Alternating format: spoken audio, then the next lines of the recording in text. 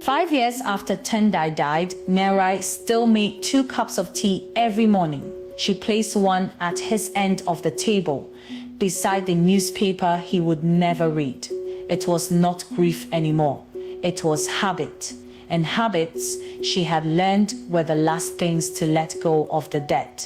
The jacaranda outside their window was blooming again, purple against the Harare sky. That same morning across Harare, workers renovating the central post office made a discovery. Wedged behind the broken sorting slots, sealed in dust and darkness for 30 years, lay a single envelope. The postmark read 1994. The address was still legible. Someone at the counter said they should try to deliver it. After all, it had waited long enough. The postal worker apologized. He said they found it during renovations. 30 years stuck in the machinery. Nyarai took the envelope and felt something shift beneath her ribs. She recognized the handwriting before she read the name. It was Tendai's. The loops of his letters, the way he pressed too hard on the pen. She knew this hand the way she knew her own. 1994, 6 months before their wedding. Tendai had written this letter when they were still learning each other's favorite songs, still laughing at the wrong things during church. She turned the envelope over. It was sealed. Whatever he had wanted to say, the words had waited 3 decades inside this paper, patient as stones beneath a river. Her hands trembled as she broke the seal. The paper inside was thin, fragile as moth wings. Tendai's handwriting filled both sides. She put on her reading glasses and began at the top. "My dearest Nyarai," he had written, "there is something I must tell you before we marry. I have tried to say it aloud, but the words will not come." The letter continued, "Before I met you, I fathered a child, a daughter. Her name is Rutendo. She was born the year before we met. I have not been part of her life, and the guilt of this eats at me. I want you to know this truth before you take my name." Nyarai read the words twice, then a third time. Each reading made them more real. She pressed the letter to her chest and closed her eyes. 43 years of marriage, 3 children raised together. Christmases, funerals, laughter in the kitchen at midnight. And underneath all of it, this, a daughter she never knew about. A secret he carried to his grave. The second cup of tea had gone cold. So had something inside her. In 1994, Tendai Moyo sat at a borrowed desk and wrote the hardest letter of his life. He was 33. In 6 months, he would marry the woman he loved. But love, he was discovering, did not erase the past. It only made the past heavier. He wrote slowly, choosing each word as if it might be the one that cost him everything. He wrote about Rutendo, how she had been born to a woman he loved briefly and wrongly, how he had watched his daughter from a distance, never claiming her. He wrote that the girl's mother wanted nothing from him, that he respected her wishes, but the child existed, and Nyarai deserved to know. He sealed the letter and posted it the next morning. Back in the present, Nyarai paced the room like a woman looking for somewhere to put a fire. She was furious, not at the secret, though that was bad enough. She was furious that she could not confront him. He was 5 years dead. The dead do not answer questions. They do not apologize. They leave their truths in envelopes and let the living sort them out. She thought about their wedding day, how he had smiled as if the world were beginning. She had believed that smile completely. Now she saw the shadow behind it. He had posted a letter confessing his secret. It never arrived, and so he lived with it. 43 years of smiling with a stone in his throat. She wondered if that was punishment enough. She walked along the corridor of family photographs, Tendai holding baby Nyarai, Tendai at a school graduation, Tendai laughing at Christmas with flour on his nose. In every picture, she now searched his eyes for the lie. And the terrible thing was, she could not find it. He had loved them. That much she was certain of. But he had also loved someone else's child in silence. That night she read the letter again. This time she read not as a betrayed wife, but as a woman trying to understand a frightened man. She found tenderness between the lines. Tendai had not written this letter to hurt her. He had written it because the silence was hurting him. The letter was not a confession of guilt. It was a plea for forgiveness. Sleep did not come. She lay in the bed they had shared for decades and stared at the ceiling. Somewhere in Bulawayo, a 32-year-old woman named Rutendo Sibanda was sleeping without knowing her father was dead, without knowing he had loved her from a distance, without knowing any of this. By morning, Nyarai had made a decision. She would find her. She told no one. Not Chennai, not her other children. This was between her and a ghost. She began with what the letter gave her, a name, Rutendo Sibanda. She searched all directories, made careful phone calls to people who might remember. She was methodical. She had been a school teacher for 30 years. Research was something she understood. Finding the truth required patience. The name Sibanda was common, but Rutendo Sibanda, born in 1991, daughter of a woman named Grace, that narrowed things. A former colleague in the civil service knew someone who knew someone. In Africa, Nyarai thought, every person is only 3 conversations away from any other. The trail led south to Bulawayo, the city of kings, the city of secrets. Then she learned something that changed everything. Rutendo's mother, Grace, had died 6 years ago. Cancer. Rutendo had nursed her through the end alone. There was no other family. The girl who was told her father did not want her had also lost her mother. She was alone in the world, and Nyarai realized this was no longer about Tendai's secret. It was about a woman who needed family. Nyarai would later learn that Tendai had not been entirely absent. He had watched Rutendo from a distance, driven to Bulawayo on business trips that had no business, parked outside her school, watched her grow. He never spoke to her, never introduced himself. He was a ghost haunting his own daughter's life, a father made of distance and regret. The letter confirmed all of this. After 2 weeks of searching, she had an address, 14th Avenue, Bulawayo. Rutendo Sibanda worked as an accountant. She lived alone. She was 32 years old and had no idea that her father had died 5 years ago in Harare, surrounded by a family she did not know existed.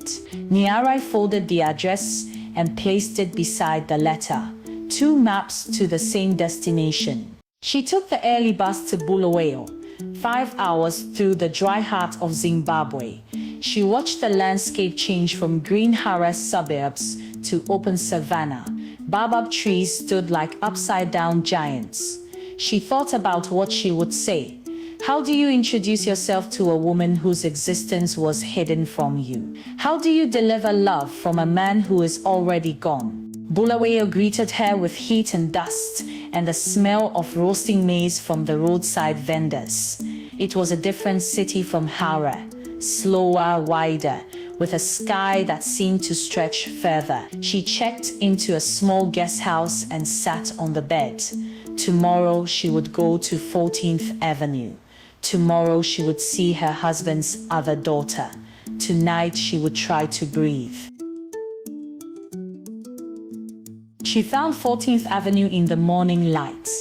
It was a quiet street of modest homes with neat gardens. Dogs slept in the shade of mango trees.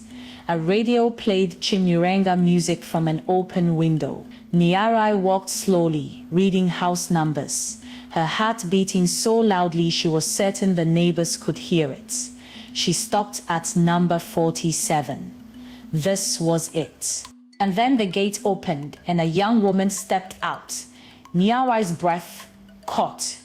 It was like looking at Tendai through a window of time and gender.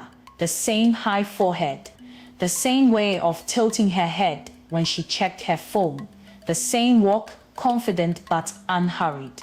This was his daughter. There was no question. The resemblance was written in her bones. Nyarai followed at a distance. She watched Rutendo walk to the bus stop, watched her greet a neighbor with warmth, watched her buy a mango from a street vendor and eat it while she waited for the bus, juice running down her wrist. She was alive. She was real. She was not just a name in a dead man's letter. She was a person, whole and present. She sat on a bench across the road and realized with a shock that she was doing exactly what Tendai had done, watching from a distance, loving from a distance. She was repeating his pattern. The same cowardice dressed as caution, the same silence dressed as respect. If she did nothing, she would become another ghost in Rutendo's life, and one ghost was already too many. From the neighbors she learned the rest. Rutendo had been told her father was a man who did not want her. That was what Grace had said.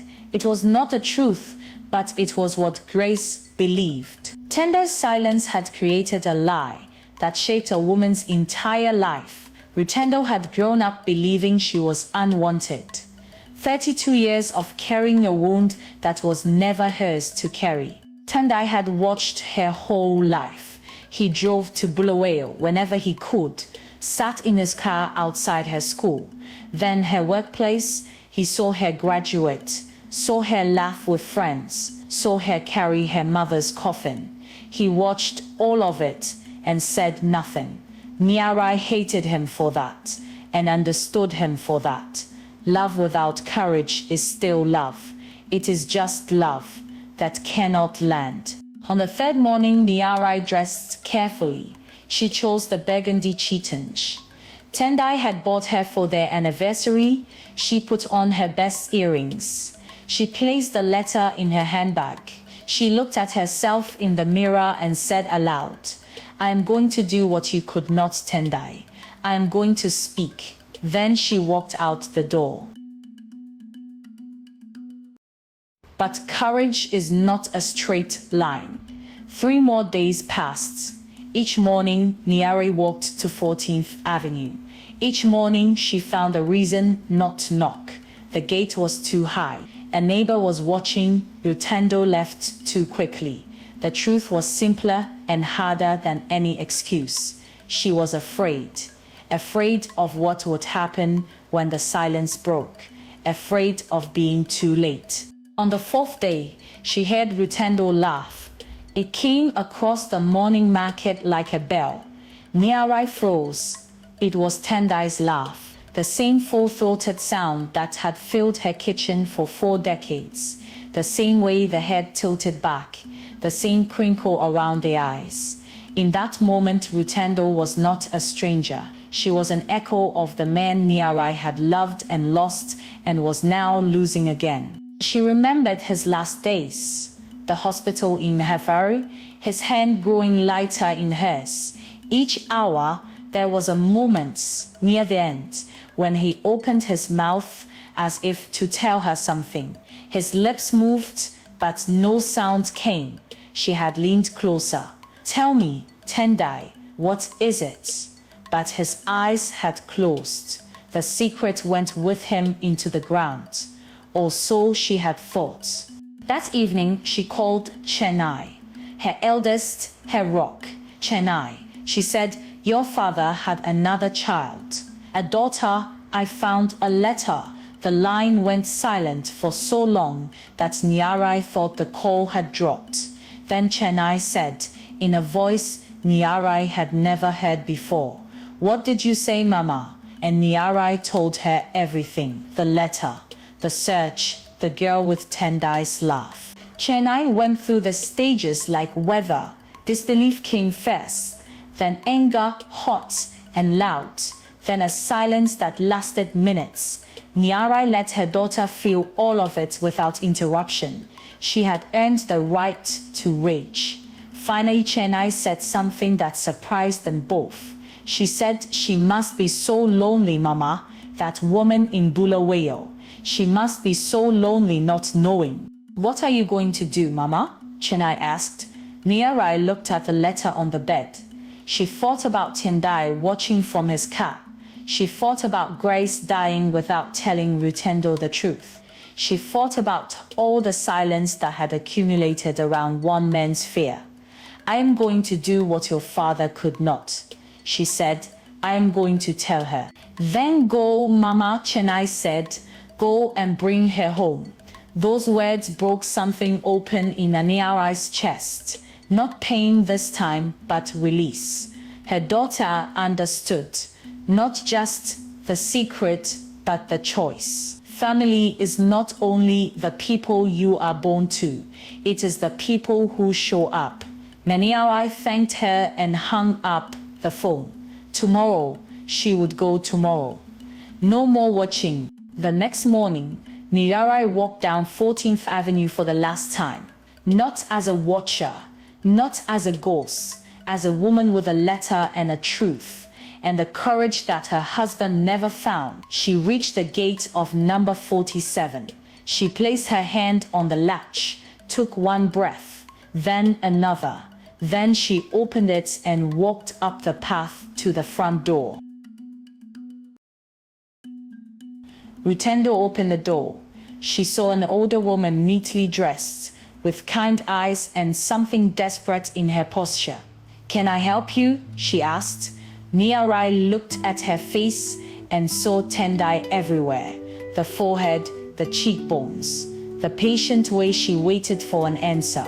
For a moment, Nyarai forgot every word she had rehearsed. Then she said simply, "My name is Nyarai Moyo. I was married to a man named Tendai Moyo." Nyarai continued, "He died 5 years ago." Rutendo's face did not change, but something behind her eyes shifted. "Moyo," she repeated, like a word she had heard in a dream. Nyarai nodded. "He was your father," she said, "and he wrote you a letter that took 30 years to arrive. May I come in?" They sat in Rutendo's small living room. The younger woman's hands were clasped tight in her lap. "My mother told me my father did not want me," she said. Her voice was steady, but her eyes were not. Nyarai reached across the distance between them. "That was not the truth," she said. "The truth is in this letter. He wanted you. He was afraid. There is a difference." Nyarai opened her handbag and took out the letter. She held it for one last moment. This paper had traveled 30 years to reach its destination. It had passed through her hands first, which was not the plan, but perhaps she thought that was exactly the plan. Perhaps she was always meant to be the one to deliver it. She placed it in Rutendo's hands. Rutendo read the letter slowly. Her lips moved with each word. Nyarai watched as 32 years of believing she was unwanted began to dissolve on the page. Tendai had written her name with care. He had called her my daughter. He had said he was sorry. He had said he watched her grow from a distance. He had said he loved her, in ink, in his own hand, undeniably. The tears came without warning. Not quiet tears, but the kind that come from a place so deep they have their own sound. Rutendo wept for the father she never had, for the lie she had believed her whole life, for the years he watched and said nothing. Nyarai put her arm around the young woman and held her. Sometimes the truest thing you can offer a stranger is your shoulder. They sat together for a long time. The letter lay between them on the sofa, open and exhausted, as if it too had finally completed its journey. Rutendo asked questions. Nyarai answered what she could. What was he like? He was kind. He made terrible jokes. He loved Mibira music and overcooked sadza. He kept your photograph in his wallet. He never stopped thinking of you. 3 weeks later, Rutendo came to Harare. She stood at the gate of the house where her father had lived for 40 years and looked at it as though it might tell her something words could not. Nyarai waited on the veranda with tea, 2 cups, but this time the second cup was not for a ghost. It was for the living. It was for the daughter who had finally arrived. Nyarai led her through the house. Rutendo stopped at every photograph. She studied Tendai's face the way a cartographer studies a newly discovered coast. There he was at Christmas. There at a graduation, there laughing with flour on his nose. She touched the glass of one frame and saw her own reflection over his face. The resemblance was undeniable. She was looking at the source of her own features. Hey Nai arrived that afternoon. She stood in the doorway and looked at Rutendo, and Rutendo looked back. Neither spoke. What do you say to a sister you did not know you had? Tendai crossed the room first. She took Rutendo's hand. You look like him, she said, around the eyes. Rutendo nodded. So I have been told. And then, without planning it, they both smiled. Tendai's smile on 2 different faces. That evening they ate together. Nyarai made sadza and beef stew, Tendai's favorites. They passed dishes and stories back and forth across the table. It was awkward and it was beautiful. Rutendo learned that her father sang off-key in the shower. Tendai learned that she had her father's stubbornness. Nyarai watched them and felt something she had not expected. Not loss, completion. The table felt full for the first time in years. The next day, they drove to Warren Hills Cemetery. Rutendo stood before her father's headstone and read his name, Tendai Moyo, beloved husband, father, friend. She knelt and placed her palm flat on the stone. It was warm from the sun. This is as close as I will ever get to you, she whispered. Then she stood and took her place between Nyarai and Chennai, his family, all of them now.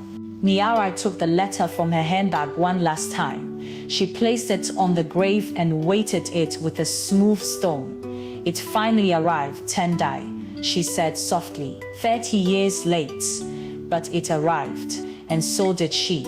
She looked at Rutendo standing beside Chennai and felt the truth of it settle in her chest. Some letters are meant to take the long way home. They walked away from the grave together. 3 women connected by one man's silence, one letter's patience, and one widow's courage. The jacaranda trees arched over the path like a cathedral of purple and gold. The Nyarai walked in the middle, a daughter on each side. She did not look back. The dead are loved best by the living who carry them forward. And this family was walking forward now, together, into whatever came next.